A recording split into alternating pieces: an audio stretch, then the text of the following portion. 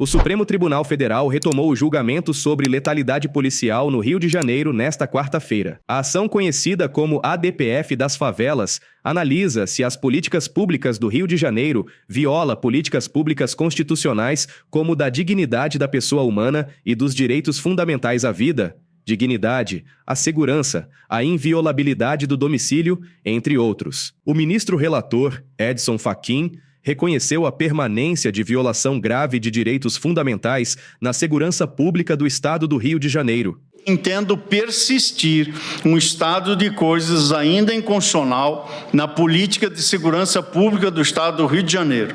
O reconhecimento de inegáveis avanços do ponto de vista material e do ponto de vista normativo, sobretudo ao longo do ano passado, 2024, com a redução concreta da letalidade policial no Estado nos últimos anos, não tem, meu modo de ver, o condão de descaracterizar a procedência dos pedidos deduzidos, mas antes disso, indica concretamente que se está na estrada correta e que o processo evolutivo em marcha é diretamente vinculado às medidas cautelares determinadas por esta Corte e pelo processo dialógico imediado nos últimos meses. Em seu voto, Fachin propôs a homologação parcial do plano apresentado pelo governo estadual e sugeriu a criação de um comitê para acompanhar a implementação das medidas. O ministro destacou que este julgamento representa uma oportunidade para aperfeiçoar tanto a atividade policial quanto seu controle externo.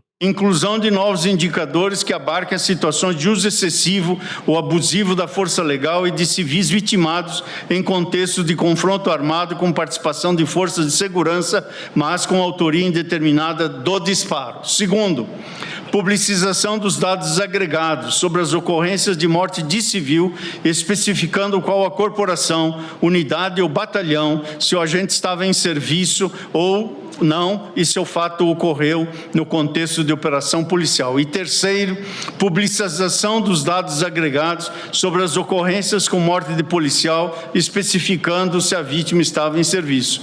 E ainda, em segundo lugar, ao lado dessas especificações, que o Ministério da Justiça e Segurança Pública adote as providências cabíveis junto ao Cinesp para que sejam abertos os campos necessários, viabilizando a inserção por parte de todos os entes federados dos dados desagregados sobre as mortes decorrentes de intervenção policial. Depois do voto, o julgamento foi suspenso e será retomado em breve com o voto dos demais ministros. O ministro Alexandre de Moraes fez uma ressalva durante o voto de Fachin, em que todas as ações policiais no Rio de Janeiro precisam ser feitas com o armamento mais pesado possível. Encerrou, pelo que eu entendi, a questão do uso progressivo da força. Sim. Exato. Essa é uma questão importantíssima, mas nós temos que deixar, me parece claro, para que não sejamos mal compreendidos, e lamentavelmente, a questão ideológica política no Rio de Janeiro e o fracasso de várias agendas ou políticas públicas de segurança vem sendo agora jogada no Supremo Tribunal Federal. Mas me parece importante deixar claro aqui, o ministro Fachin já havia dito na cautelar, qualquer operação no Rio de Janeiro, porque nós estamos a falar do Rio de Janeiro, qualquer operação contra milícias, contra o tráfico de drogas, me parece óbvio que o armamento a ser utilizado é o armamento mais pesado possível que a polícia tenha. Isso aqui. É impossível que nós, aqui, no Supremo Tribunal Federal, nós insinuemos à polícia que ela possa ingressar numa operação contra a milícia, contra o tráfico de drogas, que lamentavelmente foi dito por Vossa Excelência, pelo ministro Gilmar, a questão de terrenos e de áreas controladas, e que haja outra possibilidade de operação policial que não seja com armas letais. E aí vem uma questão que é importantíssima, que nós precisamos realmente discutir, como Vossa Excelência vem fazendo e traz nesse belíssimo voto, a questão das causas e dos efeitos.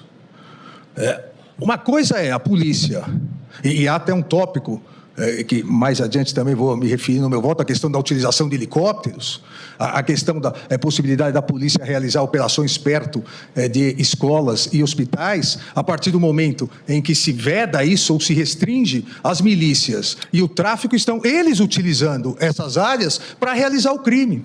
É muito difícil nós, daqui, entrarmos em pontos específicos de operações policiais em áreas em que a população, e nós não podemos romantizar isso como, infelizmente, alguns fazem, principalmente em novelas, em seriados, a população, em grande parte dessas áreas, ela é escravizada pelo tráfico de drogas, é escravizada pelas milícias. Se eles discordarem de algo, ministra Carmen, eles são mortos. Se a população discordar que o traficante, que o miliciano utilize sua casa, que o traficante, o miliciano, convida sua filha para sair, eles são mortos.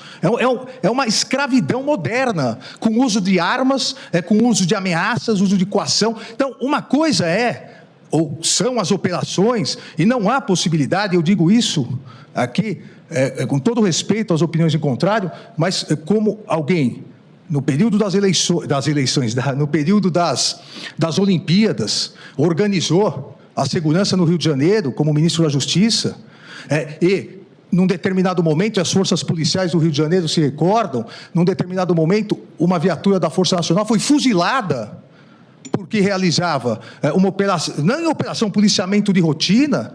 Não é possível dizer que as forças policiais devem ingressar e, a partir da operação, ir verificando o uso da força, progressivo da força. É necessário, para que os policiais, eles não sejam mortos, que eles entrem com a força máxima possível. Isso é a causa. O efeito é diferente. Qualquer desvio deve ser apurado. E aí, me parece que também nós poderemos incluir, e eu vou sugerir a Vossa Excelência depois alguns pontos, aí a questão não pode ser colocada só no Poder Executivo, não pode ser colocada só nas polícias. Aí a responsabilidade do Ministério Público e do Poder Judiciário é muito grande. E eu cito um exemplo lamentável, recente, em que uma operação deu errado, todos se recordam, aqui foi julgado recentemente o catador de recicláveis, Luciano Macedo, que numa operação, o policiamento simplesmente, na verdade, eram as Forças Armadas em GLO, desferiu 82 tiros no seu carro. Óbvio, e desses 82, 62 tiros acertaram ele. Óbvio que aqui há, claramente, um desvio ilícito, criminoso da operação policial. Só que uma coisa é o desvio ilícito, outra coisa é dizer, as próximas operações, a polícia ou as Forças Armadas em GLO não podem utilizar fuzil para enfrentar milicianos e traficantes. São coisas diversas. E por que aí, ministro Fachin, me parece que nós temos que trazer para cá também a responsabilidade do Ministério Público, a responsabilidade do Poder Judiciário? Porque nesse caso, a polícia atuou na investigação. Nesse caso, o Ministério Público atuou na denúncia e no processo. Nesse caso, a Justiça de primeira instância militar condenou. E, lamentavelmente, por 8-7, o Superior Tribunal Militar desclassificou para um tipo culposo 62 tiros. 62 tiros. A culpa é da polícia? A culpa desse exagero é da operação policial necessária na época? Não. Se a Justiça tivesse feito a sua parte, as próximas operações policiais seriam, na execução, seriam feitas com mais cautela. Desde que a ação foi apresentada em 2019, o Supremo fez diversas determinações em decisões liminares. Desde que a ação foi apresentada em 2019, o Supremo fez diversas determinações em decisões liminares.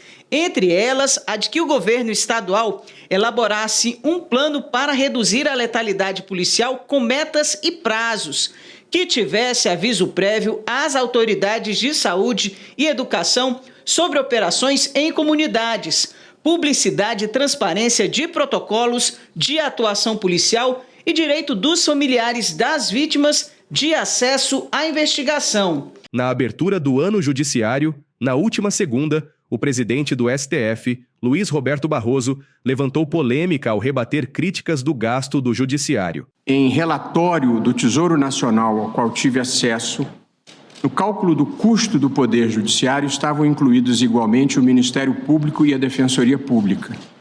Retive essa informação. No entanto, nos dados divulgados pelo Justiça em números publicados pelo Conselho Nacional de Justiça, os custos dessas duas instituições não estavam computados. Portanto, foi uma informação imprecisa que venho retificar na primeira oportunidade. No meu discurso de abertura do ano judiciário, prestando contas da atuação do Supremo Tribunal Federal e do Conselho Nacional de Justiça, afirmei, aspas, desde 2017 o Judiciário vive com o mesmo orçamento, acrescido apenas do percentual de inflação, e em 2024 com um pequeno aumento decorrente da Lei Complementar 200/2023 do arcabouço fiscal. A propósito, disse eu ainda, em 2024, devolvemos ao Tesouro 406 milhões não gastos. A afirmação é inteiramente precisa. Com algum grau de incompreensão acerca do sistema de justiça, matéria publicada contesta esses números sem ser capaz de distinguir o Judiciário Federal do Judiciário dos Estados.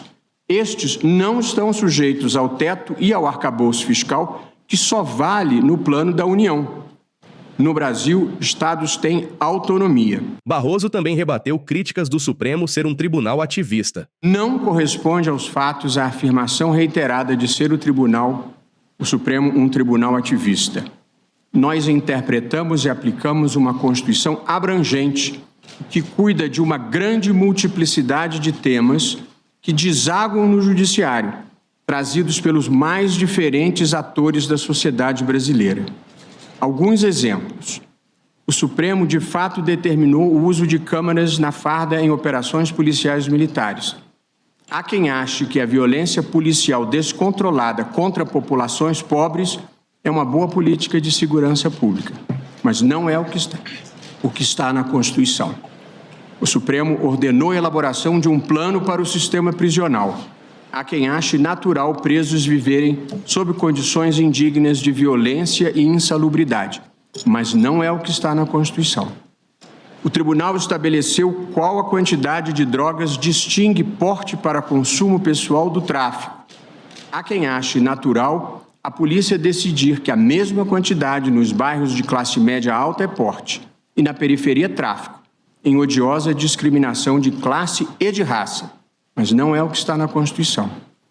Por igual, é possível ser contra a demarcação de terras indígenas e a favor de invasores, grileiros, garimpeiros ilegais e dos que extraem ilicitamente madeira, mas não é o que está na Constituição. Da mesma forma, há quem fique indiferente diante do desmatamento, das queimadas e da destruição dos biomas brasileiros, mas não é o que está na Constituição. Em suma, é possível não gostar da Constituição e do papel que ela reservou para o Supremo Tribunal Federal, mas criticar o tribunal por aplicar a Constituição simplesmente não é justo.